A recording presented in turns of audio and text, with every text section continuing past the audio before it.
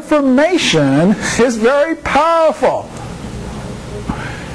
People with power do not want you to have power. Yeah. That's basic principle, people. And if you read the newspaper article, I don't know if the endocrinologist, I don't know if he was quoted as or not, but the diabetes educator said, yeah, Dwayne, he'll be back on insulin in a few months. Yeah. 5 years ago. All right.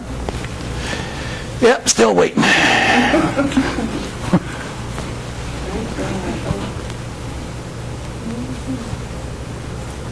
And again, all of this information concerning blood glucose testing, the do's and don'ts, how to use this testing so that you are in control, so that you can communicate to your doctor. Because once you have the data, see, I think all of us in this room can agree. 1 + 1 is always going to be 2. Right? We're all going to agree to that. There's no disagreement here. So when you're talking the data, and if the data says my blood glucose level is better, why do you, the expert, believe that I need more insulin? And like this young lady said, well, yeah, it has something to do with the money, the finances. They want you to continue paying into their I don't know what it is. Their Mercedes. Their vacation, their Mercedes. And again, people, I have nothing against doctors. One of my best friends is a doctor.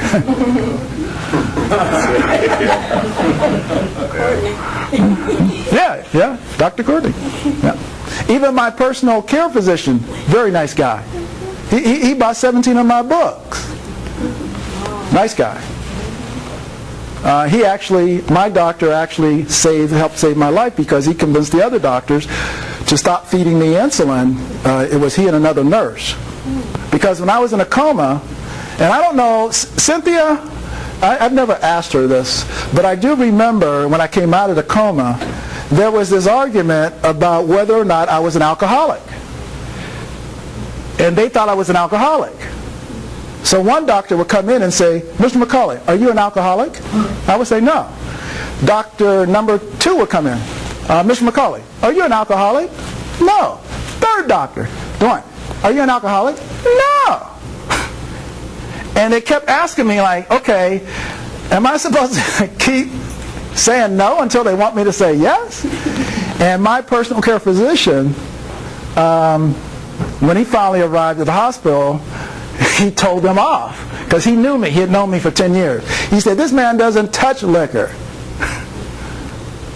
This man wasn't allowed to drink alcohol when he was growing up because his father would have killed him. And so they kind of like shaking their heads like, well, then we don't understand why his blood sugar is over 1,300. And he said, well, it has nothing to do with alcohol. Let's move on and find another solution. So if it wasn't for my personal care doctor, again, I might not be here today.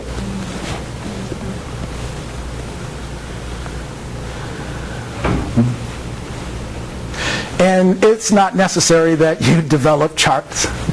This is what engineers do. We just love creating the charts. And of course I do this for my clients because it's very easy for me to pick up patterns within minutes once I lay out their profile. It's very easy. And this here is just an example of, actually I went through this and one of my clients went through this situation where they had unstable blood sugar. Look at the blood sugar. It's all over the place. Up, down, up, down, up, down, up, down. What do you think the doctor recommended for me? I've got unstable blood sugar. What would the doctor recommend? More insulin. Yep. More insulin. Exactly. More insulin because you need to stabilize. That just knocks the low point lower. exaggerates the Yep. changing. Exactly. But see, doctors don't understand that swing, because that swing is actually the instability within diabetes. And so I know how to measure that delta factor in terms of the swing. So someone who has a blood sugar of 60, and they have a blood sugar of 160, their average is 110. But 60 is low, and the other one's too high. So the swings are not good. That is called instability, and that's why one of the reasons why diabetics remain diabetic. They are focusing on that one number instead of being stabilized. I have a question. Yes, sir. Monday 3 times, Tuesday 3 times, and so on. Right. Before, after, during meals. Oh, this chart here represents, all of these are fasting blood glucose readings. Yeah. Some of my more complex charts where I do the post-meal and all that, but that's another variable that I don't want to introduce in this particular chart to make this point. It's basic 3 times a day, though. Yeah, exactly. So you are fasting the whole day?